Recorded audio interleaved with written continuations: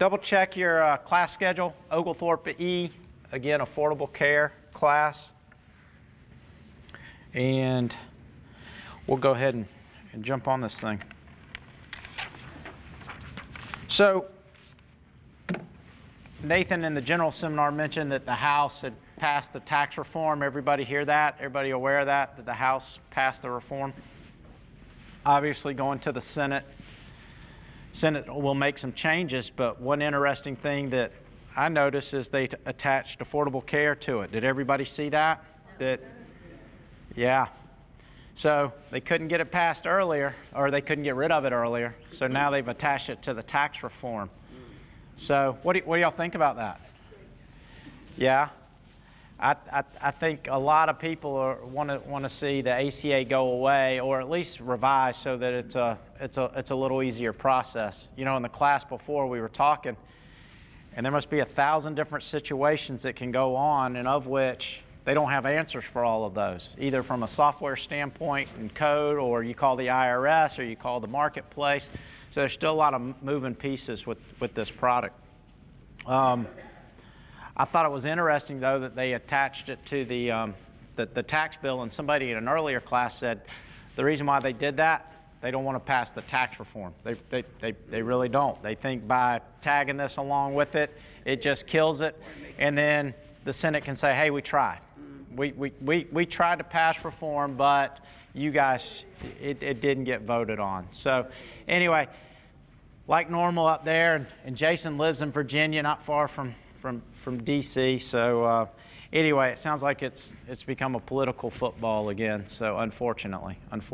So anyway, we'll keep up with it. You guys keep up with it, and obviously as things change or go on, we'll implement them into the software if they either affect affordable care or anything like that. I know this is scheduled for next year. This wouldn't even really affect anything short term, but again, you know, I just thought that was real interesting when I was reading over it this morning that they've tagged that in with the tax stuff. So should be interesting to see what comes out of it. So how does the Affordable Care Act affect the tax return? Really, there's three major areas, as most of you know. First, there's a penalty. That's for the people who don't have health care coverage. And I know your customers, when they come in, they love it when you calculate a penalty for them, don't they? You go, hey, do you have health care? And they go, no, I don't. And the good news is most of them are used to it by now. If they haven't had health care in the past, they've probably generated a penalty. But there's nothing worse than telling somebody they owe some money back because they don't have health care. Then all of a sudden, they start backing out of it, wanting to know how they can go back and get health care, or more importantly, how can you get rid of that penalty? So we've all experienced that. Second is any person who acquired their health care coverage through the marketplace or the exchange to reconcile subsidy. And then lastly, it's added some taxes on. The first piece is the investment side of it, net investment tax. But the one we probably see more often is on the Schedule A. It's the itemized deductions with the medical care. Back when it was enacted back in 11, remember it went from 7.5% to 10%. Remember that? So, and it's amazing. You know, the people who did, and there weren't a lot of people who qualified for the medical exemption when I was doing taxes, but just that percentage change, it knocked quite a few people out of itemized deductions from the medical side. Not only that, now it's going into effect for 65 and over. Yep, I agree. Well, they always give you something, but they take it away. They're good about that. They're good about that. So one of the changes in the software, or one of the calculations, we'll calculate that automatically though for you. When you plug in the itemized deductions, we'll if they're 65 or older, you don't have to worry about going in and saying, do I give this to them at 7.5 or 10%? We'll take care of all those calculations for you.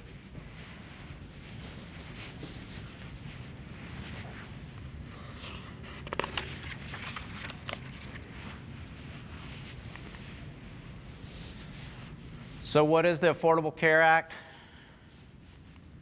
Hard to believe it was enacted back in 2010, isn't it? I know. Time flies when you're having fun. Isn't that what they say? Yeah, it's hard to believe it's been around that long, but yet there's still a lot of gaps. There's still a lot of questions. There's still a lot of pieces missing to this thing, I think, from all levels. It definitely needs some reform. I think there's some good pieces to it, but I think it also needs a little bit more cleaning up if tax preparers are required to monitor, so to speak, this process. Everybody's heard it. It's Obamacare. In fact, I'll do it randomly. ACA, Affordable Care, Obama Act. And again, started back in 2011 and then is fully implemented up to this point in 2017. Somebody have a question? Did I hear? Okay. Sorry, must have been somebody out there. So, what was the purpose of ACA? A couple of things. They wanted to expand health care coverage by one, individual mandate for everybody, and require at least a minimum essential amount of coverage. And again, all people throughout the entire country. This wasn't specific states, this wasn't specific regions, this was all across the country. The other thing, or the other purpose, was again to create a federal subsidy for the health care premiums for certain people who did qualify.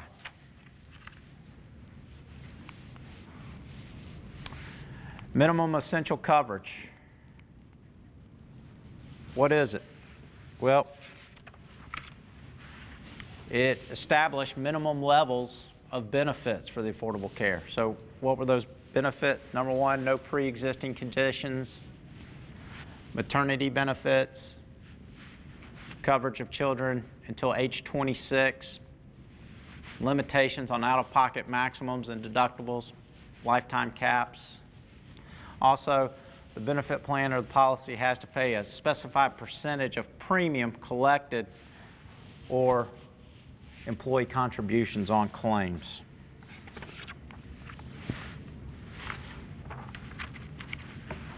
Now, policies that met minimal essential coverage are, and you should see this page when you first go into our software, unless you're new with it. One of the first questions is, did they hit their minimal essential coverage? What is minimal essential coverages? What do those look like? Employer-provided health care coverage, health insurance through the marketplace, Medicare, yep, your Medicaids, your CHIP program, and then most of your veteran or active duty service members covered by some type of health care program.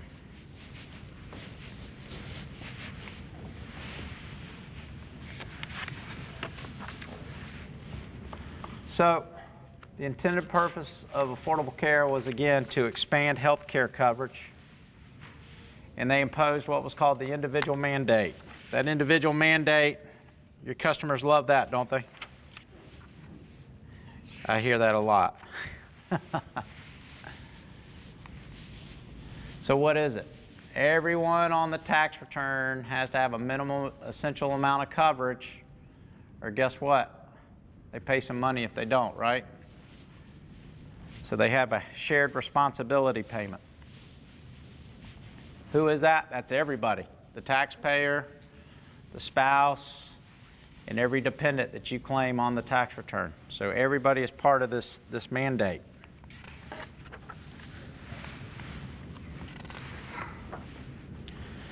Now, one of the things mentioned in here is that they need health care coverage every month.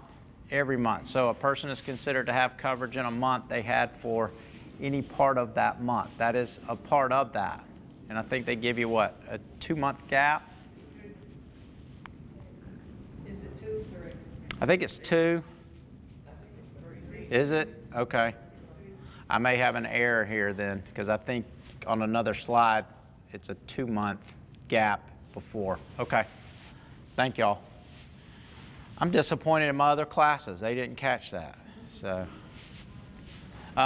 Now, everyone on tax return has a minimum essential health care coverage or an exemption. So there's 3 types of exemptions out there for the health care. The first one, filing threshold exemptions. Second, marketplace granted exemptions. And then the last, coverage exemptions. Can you elaborate a little bit on the coverage exemption? Can you elaborate? Sure. Sure. Well, actually, I'll jump on all three of them for you. So, perfect timing. So, filing threshold exemptions. Now, what is that? Taxpayers exempt from the requirement to have minimum essential health care coverage and is not subject to the shared responsibility payment if either their household income or their AGI is deemed below the following levels. So for 2017, they bumped up a little bit. Single, it's gone to 10,400, again up $50 from 16. Head of household, 13,400, that's up from 13,350 in 2016. Married filing joint, 20,800, that's up 100 from 2016. Now, married filing separately hasn't changed. They always get the short end of the stick, don't they? Married filing separately. Yep. They get a limited number of credits, don't they? Qualifying widower with dependent child, 16,750, and that's up a little bit since 2016. And then if the taxpayer spouse is 65 or older, those filing threshold amounts are even higher than that. Yes, ma'am. And she files her own taxes. However, she is not employed, but she does receive Medicaid? money that, no, she's Oh. like, she's over that. However, she does stay on campus. Okay. And she, whatever's left over from her loan amount, and she used that as income to qualify for the Affordable Care Act. All right, so the question is, she's 20 years old, I'm assuming full-time student? Full-time student, yes. No other revenue? All she's getting is scholarship? And the question is, can that, whatever she doesn't spend for school scholarship, so let's say there's $1,000 left over. You're asking, can that $1,000 be applied as earned income or income so that she can qualify for? Exactly. Okay. I'm not 100% positive, but I'm assuming no because it's not earned income. But I'm not positive. Does anybody know out here? We're going through the Affordable Care Act to apply for the insurance. That leftover income, can she provide it to them so that she can still have coverage? So going through the marketplace, she goes into the marketplace, she's looking for insurance. Is it that she wants insurance? Does she want the subsidy? What is it that she's looking for? Because typically a student can get an insurance policy through school at a much, much, much cheaper rate than going through the marketplace. What's she trying to accomplish here? Keep it insured. She wants health insurance. Okay. I would think that, number one, I think there's a couple of things here. Number one, she may want to check through the school instead of going through the marketplace. And guys, y'all are prepared on this. In the marketplace, I would think she could still apply, but with very little income, she should probably get a pretty good. No, they would, I don't. That's right, income level to even qualify. You're right, you're right. That's right. You're right. Well, is it state dependent on? I mean, don't each state have its own law? Well, no, there's a minimum, well, each state does have an exchange that you can go through, and there's different stuff, but the marketplace is, I think, standard across the board. So. It's $1,200 or something of earned income to qualify. I think it's $1,200. A month or No, a that's year? just, I mean, I said 1,200. 12,000? Yeah. Sorry. Okay, no, it wouldn't be 12,000. Yeah, 12,000. Yeah. That's a good question. I'm not sure of. I guess the real question is the leftover scholarship money, is that considered income? That's number one. I guess number two, the money left over, would it meet, how much income are we talking about? Do we know? Would it even? I'm not even sure. Okay. Because if it doesn't even meet the minimum, then it's irrelevant. That thing through the school probably was. Yeah. Yeah. Good question, though. Very good question.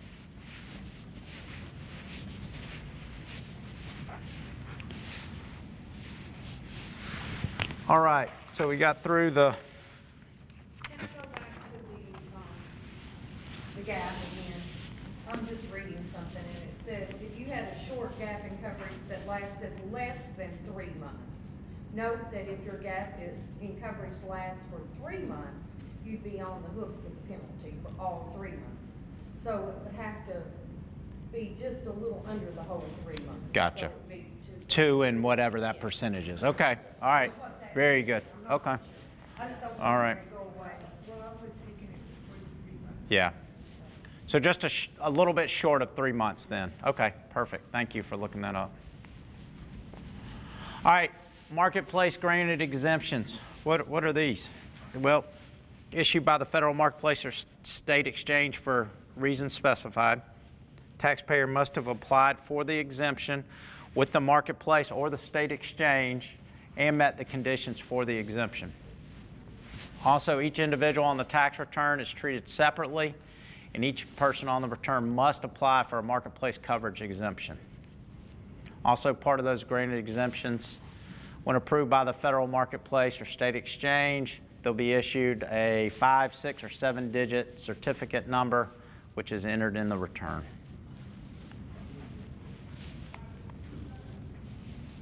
Now, what qualifies people for marketplace granted exemptions? The following reasons. Number 1, members of an Indian tribe. 2, certain religious sects.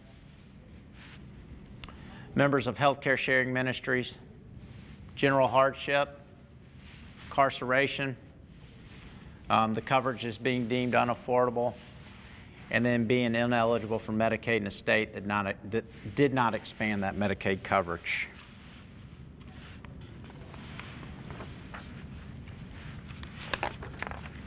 Under coverage exemptions, claim for specific reasons when the taxpayer meets the eligibility requirements for claiming the exemptions. And those exemptions are not granted by the marketplace or by the state exchange. Instead, taxpayer claims these exemptions on the tax return. And again, they come in and see you guys. We plug the information in to determine if they're eligible for the exemption. Do you know a whole lot about the ministries, healthcare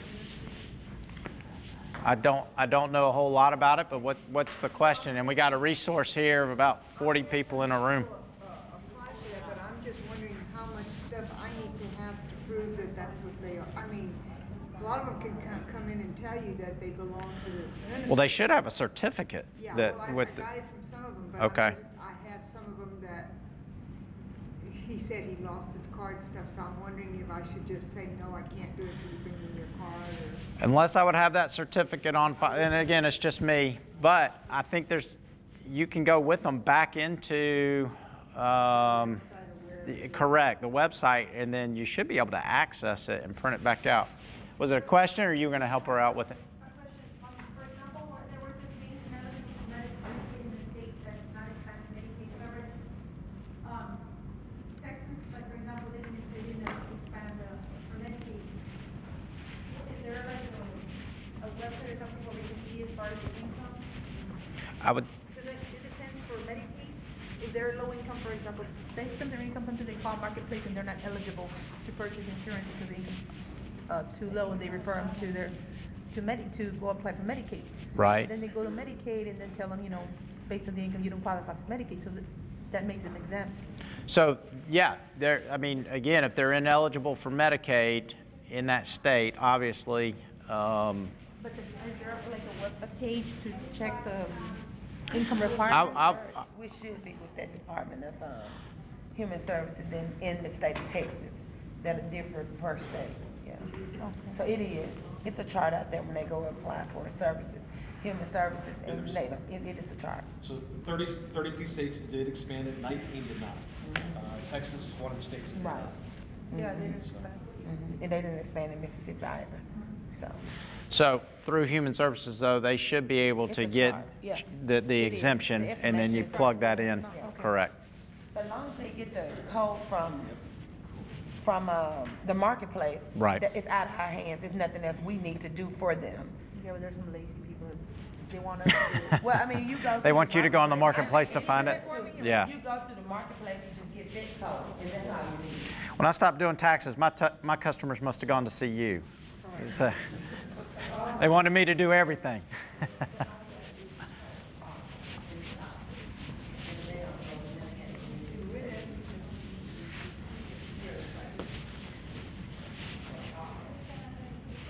All right.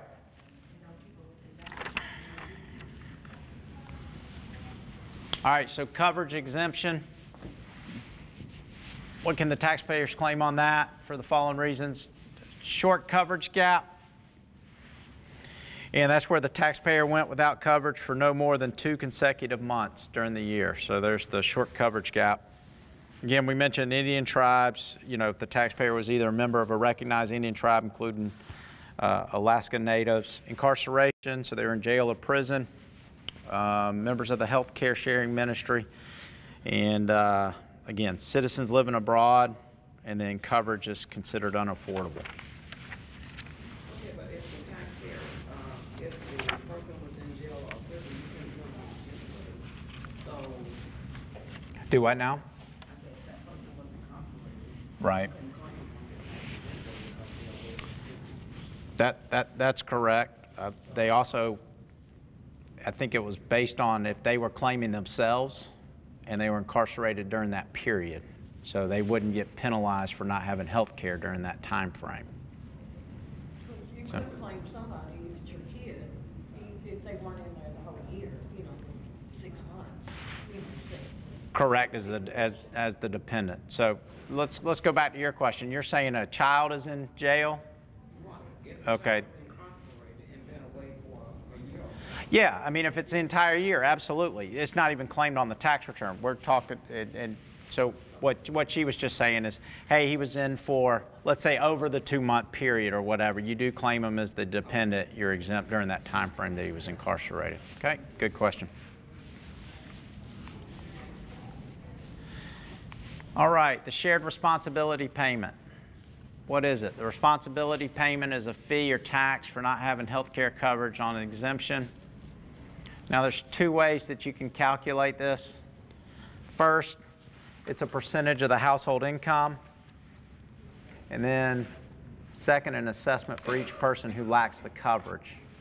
Obviously, in true IRS form, the taxpayer always pays whichever's higher, right? I learned a while back when I tried to take the EA test, and I learned real quickly that whatever question hurts the taxpayer the most, that's usually the correct answer. And it was amazing. I answered a lot more questions than I even knew the answers to just with that philosophy. So, hey, with that being said, I didn't pass the EA test, so I'm not telling you to do that on everything, but it worked with quite a few of the questions. So anyway, no, the IRS is good about, hey, we're going to give you 2 options, but the one that you pay the most taxes on is the one we're going to require from you. Yes, ma'am. If a parent, the children are on Medicaid, correct?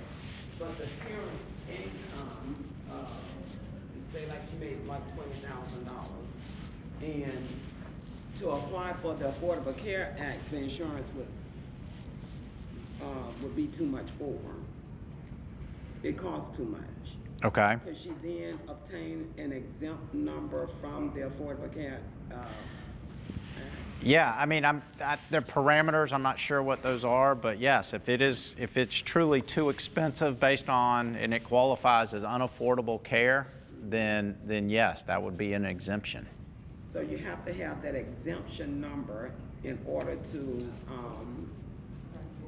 not list the person. Correct. That is correct. Because I know sometimes the system itself will exempt a household based on that threshold. Based on income, that's correct. Or, correct, based on the household income. So, did we answer your question? Okay, all right. But do you have to have that exemption number if it calculates it? No, if it's below, you don't. Correct, correct. So, percentage of household income, 2.5% of the household income.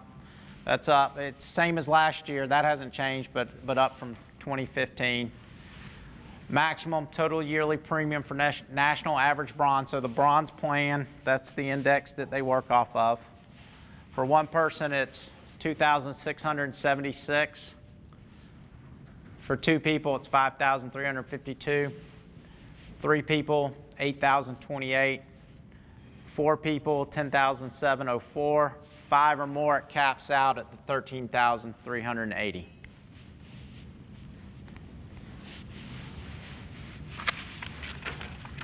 Now, per person on the return, $695 per each adult.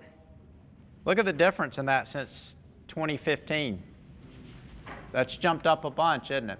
And think about all the way back to 2011, how small it was. So they eased people into this. But last year and this year, you're getting hit pretty hard. $695 per adult. Look at the dependents. 162, and again, same numbers as last year, but compared to 15, it's jumped up tremendously. Yep. You know, and I guess one of the sad things in one of the previous classes, one of the people in here said, you know what though? I've got people coming in with the maximum, and they'd still rather pay that penalty instead of getting health care. That's a shame, isn't it? That people are, you know, something they depend on, and they're going to pay a $2,000 penalty and still not have health care. Not have health care, isn't it?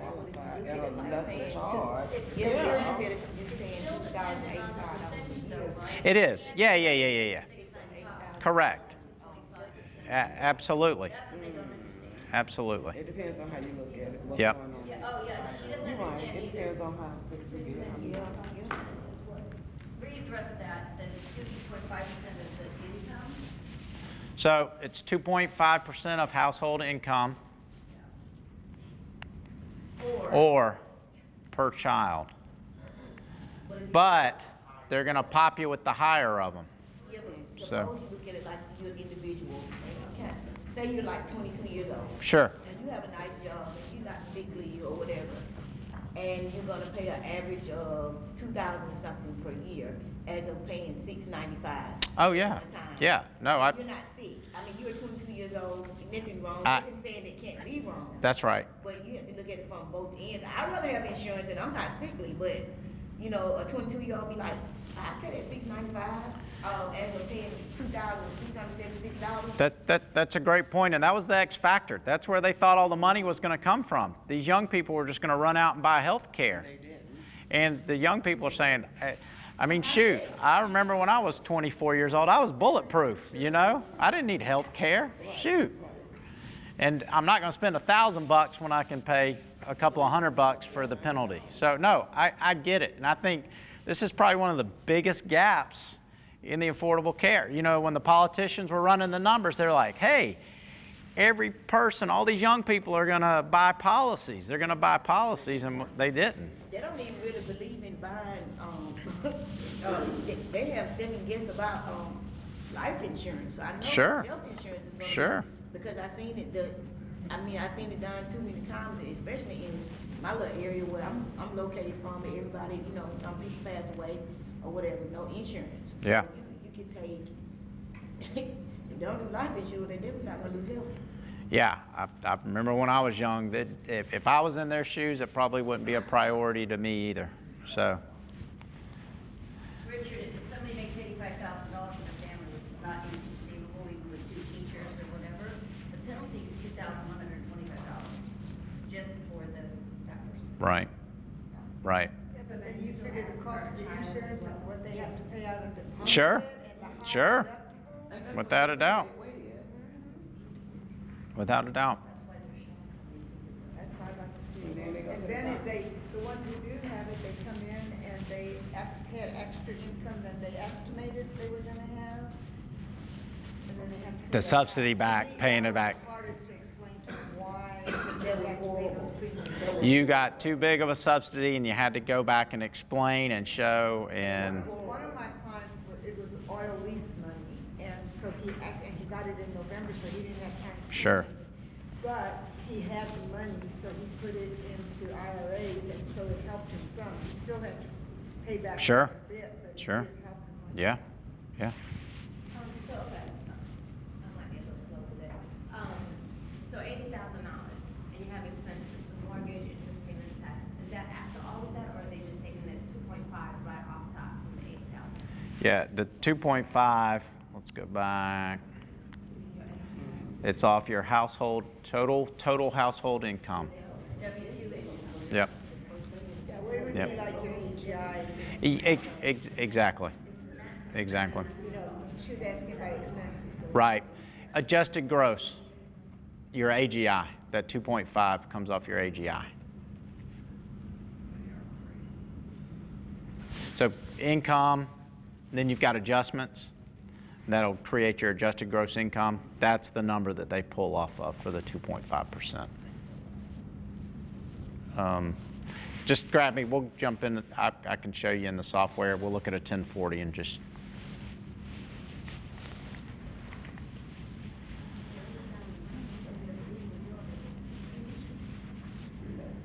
So again, intended purpose of ACA was to expand health care coverage and then create a federal subsidy for the health care premiums for certain individuals that qualify.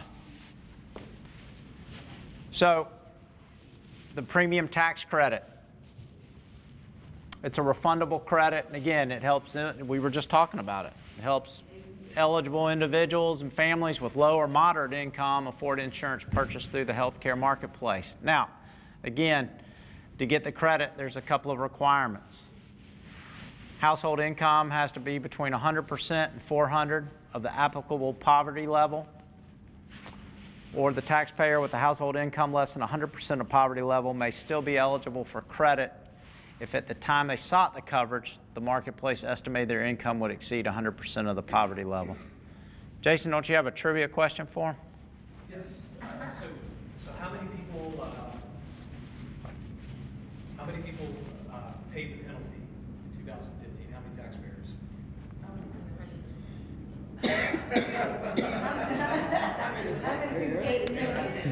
What percentage? Close, a little high. Did you say? For 2015, 6.7 million. That's pretty dang good. And how much was the total penalty that they paid? What was the aggregate amount?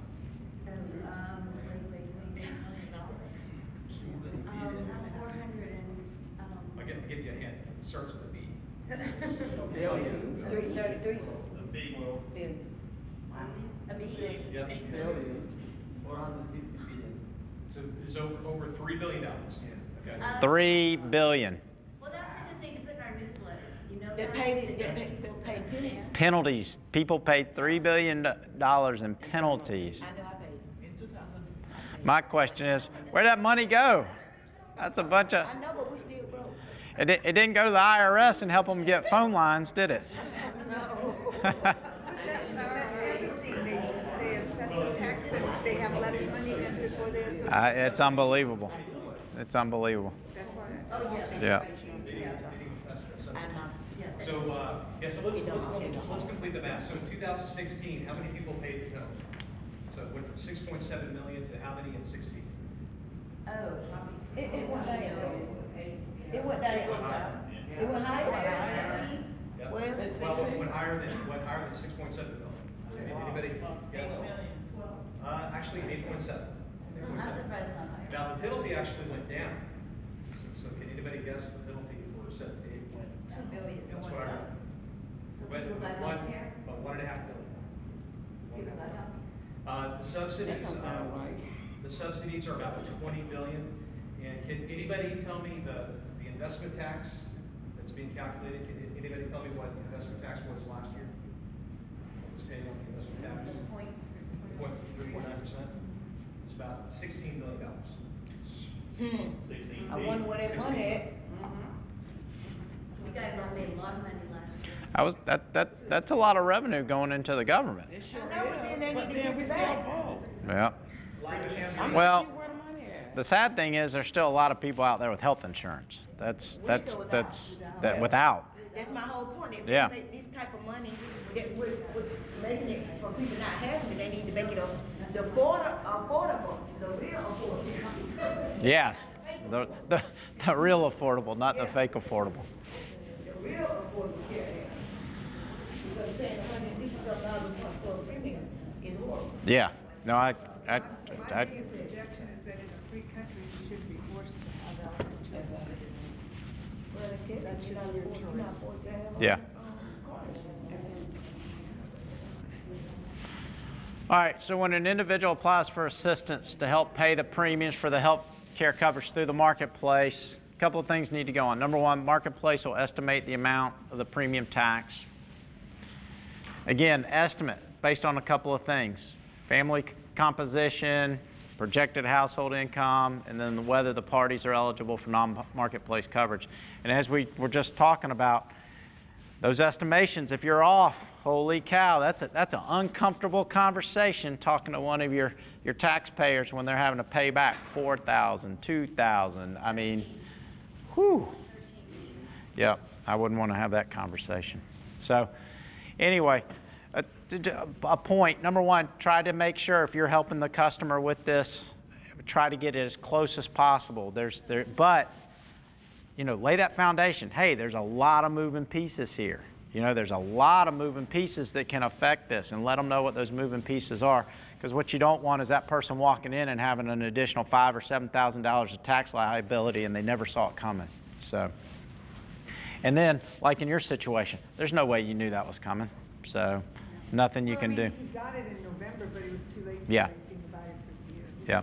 Even if it had changed it. Richard, you didn't see they're gonna make an adjustment for people like real estate people, or anything that all of a sudden they had a big sale that happened. We had a big sale in December, and there was no way to adjust it. Yeah. Real income for Yeah. December. Yeah, some type of retro clause or anything. I haven't seen anything like that. Has anybody seen, like if it's late in the year, the money comes in, you weren't expected it? 2 years or something like that at least. But, Yeah. Yeah. No, I haven't. No, I haven't either. I was hoping maybe you'd see. Makes sense, but I haven't seen it.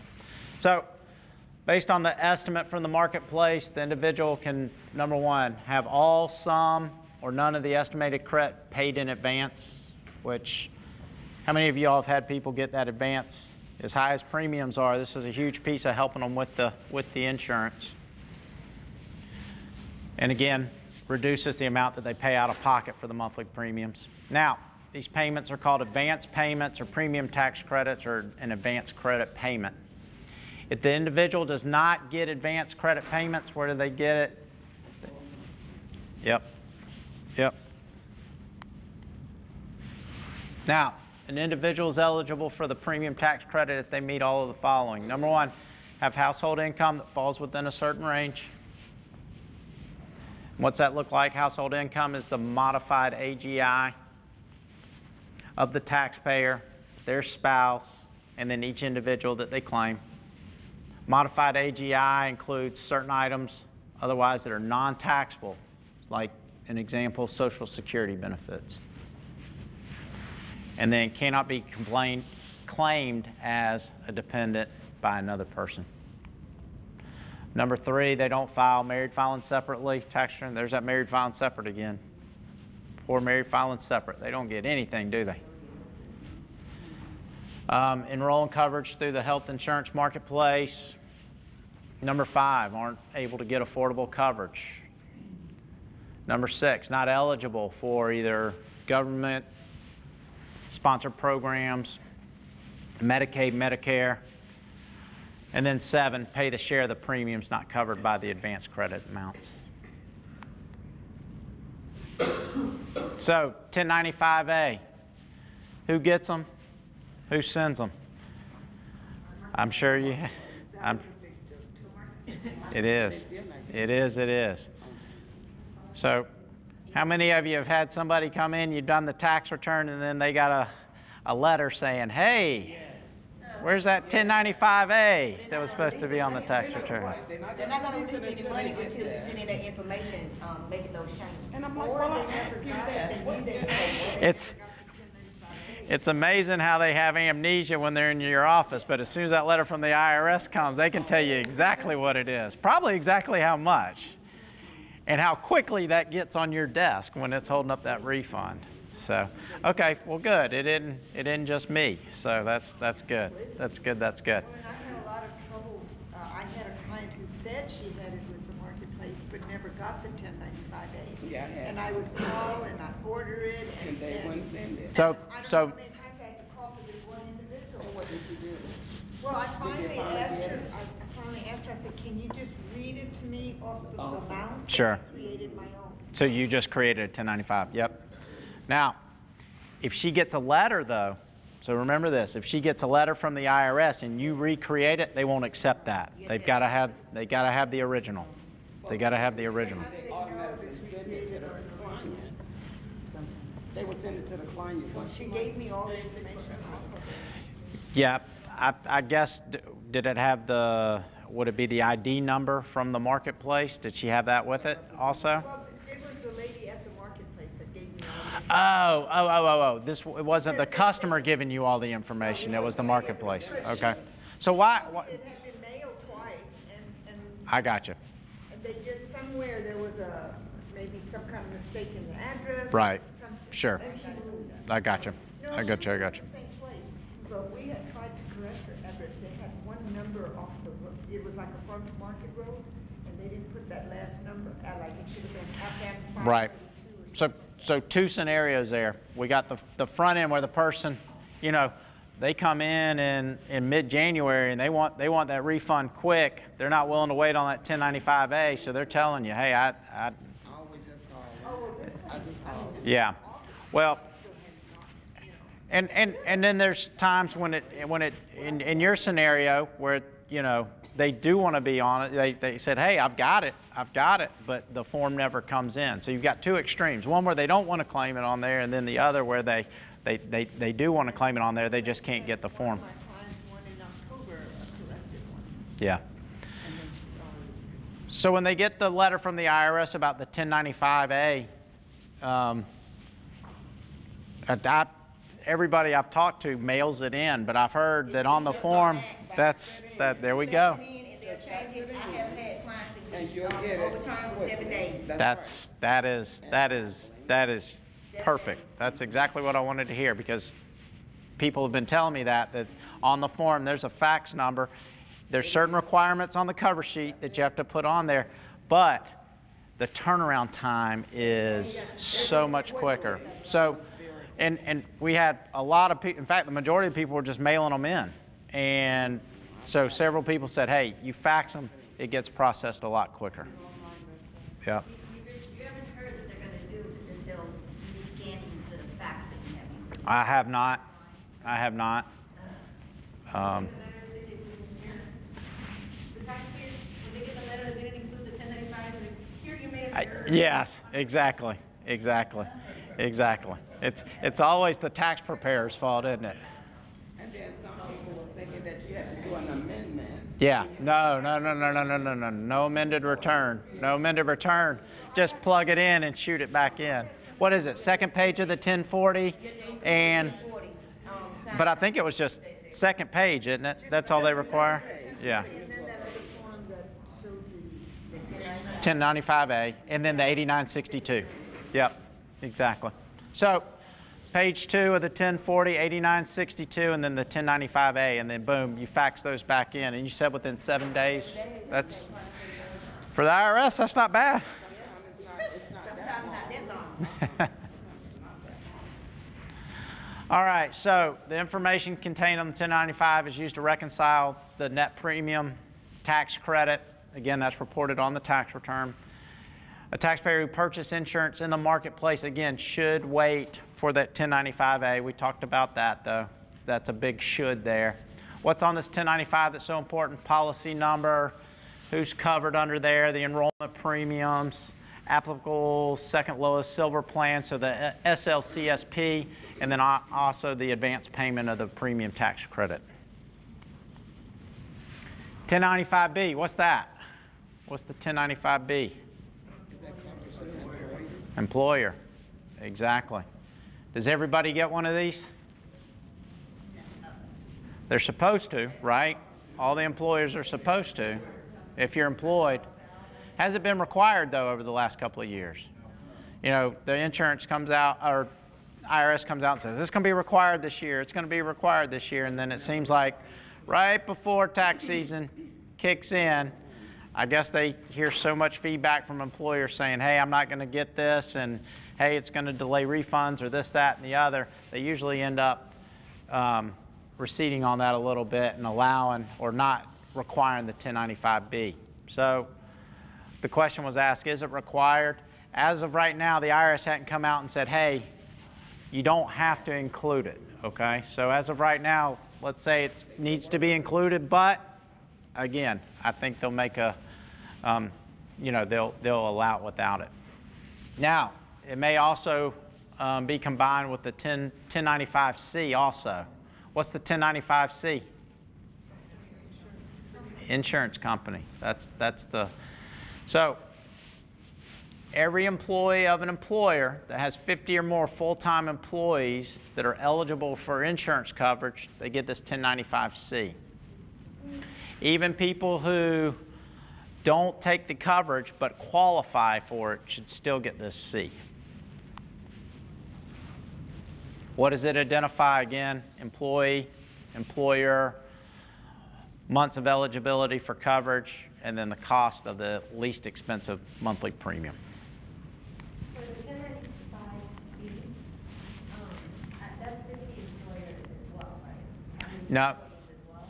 No, I don't think it's a limitation. I think every employer gets that to you if you've got coverage through them. So how many do you need to have as full-time employers to have to give that out, or to have to give insurance to? So repeat the question for me. I'm sorry. Your employers. Okay. You're an employer. Okay. I have 3 employees, right? So at what point do I have to start giving insurance? Like, am I Okay. required? So the question is, what number of employees do you have to have in order to be mandated to give insurance? I believe it's the 50 or more. 50 or more. Full-time. Correct. Full-time. Correct.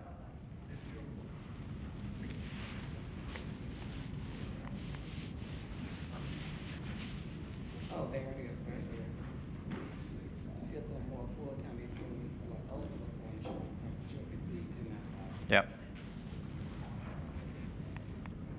Do you know if in your knowledge base y'all are going to have a definition of all the codes they use on these 1095? That's a good question. I think a few of them are in there already, but I don't think there's any. One of them that I got had the on the backside or whatever, it had so that helped me a lot. And I just We- kept that for everybody, but I think we keep adding more and more every year, but I can't promise you we're going to have every single one of them. But that's a great point about the knowledge base being a resource for you. Again, there's so many moving pieces, and this thing is so big. You know, again, every year we get a little bit better, but we also find out there's a lot of stuff we don't have included in there. So the Form 8965, what is that? That's what we use to, yeah, we use that to report the coverage exemption granted by a marketplace or an exchange. And to claim the coverage exemption, you do that on the tax return, right? You calculate the share of responsibility payment for any month the taxpayer or another member of the household had neither health care coverage nor an exemption. 8962, used to account for any subsidy that the taxpayer received that was purchased through the marketplace or exchange. Again, those amounts are reported on that 1095A that we talked about earlier. And again, you put on the Form 8962. Now, the amounts reported on the health insurance marketplace statement that ultimately are reported on the 8962, that's the net premium credit, will be affected if the underlying health care policy was a shared policy. So, what are some examples? The amounts reported on the health insurance marketplace statement or the 1095A, it may need to be allocated between individuals on the policy. The shared policy allocation, what's that look like? So there's a couple ways. Either it's just an agreement between the policies, or you just have to do the math if they can't agree. Allocation has to be reported to the IRS on each person on the policy's tax return. Again, the more policies, allocations, parties, gets complicated, doesn't it? Gets really complicated. What are usually the X factors that create the most problems? Divorce and custody issues. And I'm sure if you've been in this business long enough, you're dealing with these issues. So we mentioned the knowledge base. What are resources for you? FAQs, and then again, there's some sections on the 8962 and the 8965.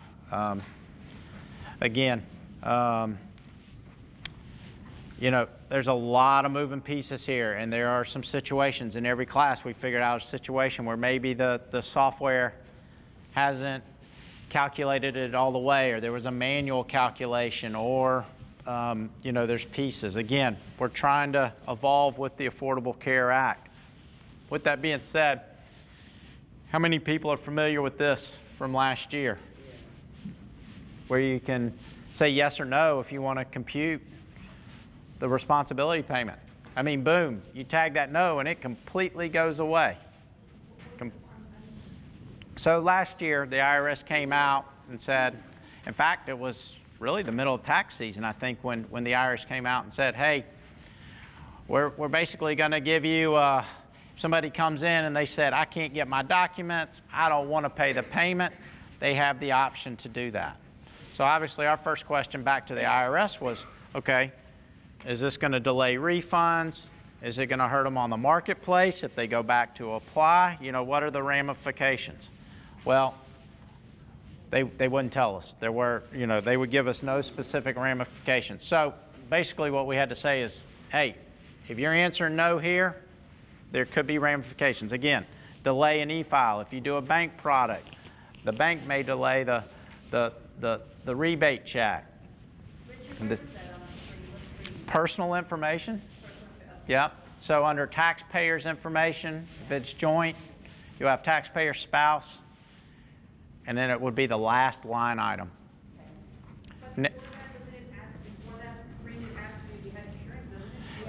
It's right after that. It's right after that. Yep. And again, you know, this wasn't in a very conspicuous spot. You know, I think most preparers want to go through the process and do it properly. This is kind of like a last-ditch effort if somebody's not willing to process or pay the payment, and then they don't have the documentation to back it up. With that being said, the IRS has just recently come out and said, hey, this year we're not allowing that. If you submit it, we're even here, it may possibly reject the return for the first time. So that's something new. In the past, you don't have the documentation, it still goes through. They get a nasty letter saying, hey, send this in, we don't have it. Now they're saying this could cause rejects. Again, not confirmed, subject to change, but I just want to make you aware of it that, hey, I'm going to do it like I did last year and I'm going to leave it off and shoot it in. Holy cow. I've never had something reject before for Affordable Care. So just be prepared if that pops up on the radar, okay? Well, this question may actually go away. So as per the IRS requirements, and then you're just going to be required to enter in the 1095-A. So any of the documents that come with it, you'll have to do the 8962 or the 8965. So you'll have to fill out. Or if they're in the marketplace, if they've got coverage but yet just aren't covered under market share, you know, you answer those questions, it automatically eliminates the penalty as is. Not a whole lot of changes to Affordable Care as far as in the software. Nathan mentioned this yesterday, and again, just wanted to bring it up to your attention. We're just edit household required annualized contribution amounts and covered affordability worksheet currently being used.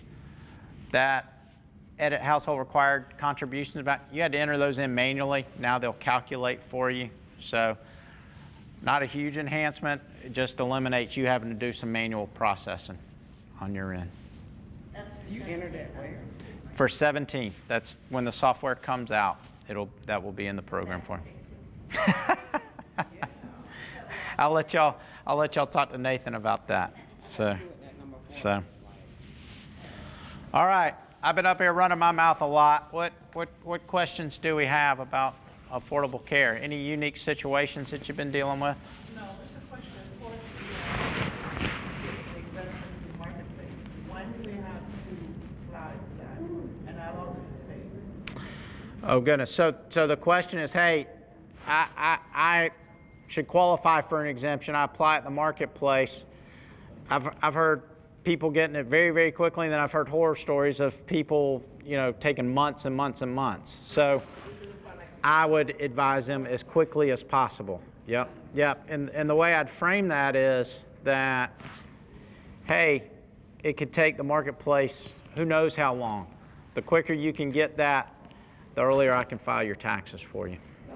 And also, some people, they said that they were going to estimated to make 50 grand next year, and so they pay that subsidy and everything else, and then they get hit with, they have to pay back something, and I'm like, well, this something changed. He said, no, it was me 50 grand, I didn't make more, and I split up from the previous year, and it was approximately the same amount. But a couple of things, and I've heard that before. Maybe the marketplace calculated it incorrectly, one, or something else changed, okay? Was it a dependent? It may not have been income. Income may have been close, but did they lose a dependent? Was there another X factor there that, I mean, unfortunately, they received the money based off, you're robbing Peter to pay Paul. So you're either going to receive it on the front end in the money, or you're going to pay it on the back end. It's one way or the other. So it's not that they're being shorted, they just got it early. So now they're having to pay it back. So, and again, I'd always frame it as, hey, this is an estimate. This is subject to change. This, we're looking at, probably around this amount, but if you go over, under, lose a dependent, like we were talking about earlier, that number could change considerably. And get income in December. Yes, income in December. I think that the IRS way of figuring what your subsidy is isn't even close, because every person that I've ever done. It's way off. Had to pay something back. Yeah. Every person. Yep. Whether it was $300 or $3,000. Sure. And I guess the thinking of the IRS is, hey, we don't want to give that interest-free loan out, so if we're going to err on the side of them having to pay it back. So. But still, you're basing it on your income before, the year before. Usually, there's going to be some type of movement. Always have an increase. There's going to be some kind of movement there, or something's going to change. It's just the wrong law. Yeah. Good points.